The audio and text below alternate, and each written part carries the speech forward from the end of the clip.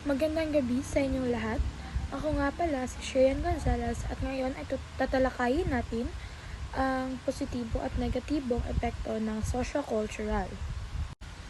Ngayon ay dumako muna tayo sa mga positibong epekto.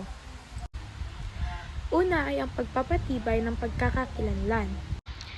Dito, makikita natin na naipapasa ang mga tradisyon, wika, mga gawain ng mga Pilipino sa susunod na henerasyon.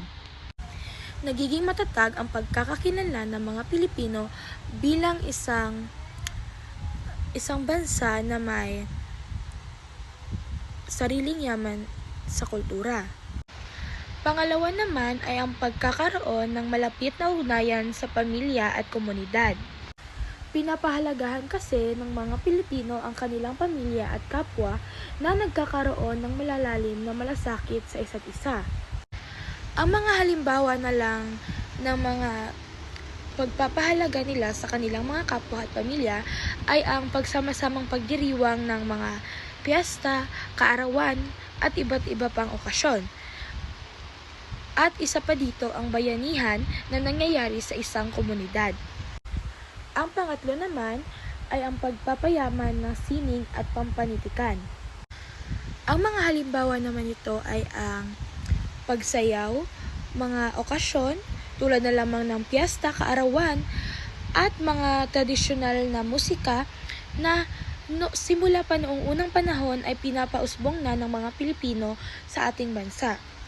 Ngayon naman ay tumungo tayo sa mga negatibong epekto ng globalisasyong socio-cultural. Unang-una dito ay ang cultural erosion or ang pagkalimot sa ating kultura. Dahil sa impluwensya ng modernisasyon, unti-unting nawawala ang mga kultura at wika na nakasanayan na ng mga Filipino noong unang panahon. Tulad na lamang ng mas pinapabor na ang pagsasalita ng wikang English kumpara sa mga katutubong wika na pinapausbong noong unang panahon.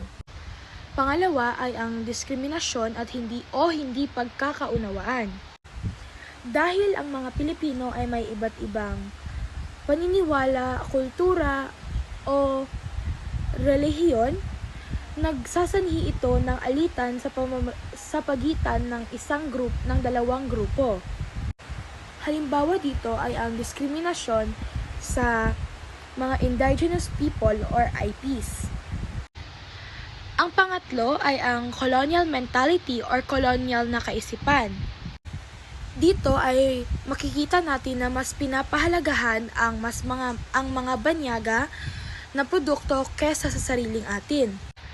Halimbawa na lang dito sa ang pagbili natin ng mga imported goods, mas gustuhin nating makabili ng mga produkto galing sa ibang bansa kaysa sa lokal na produkto na nandito sa Pilipinas.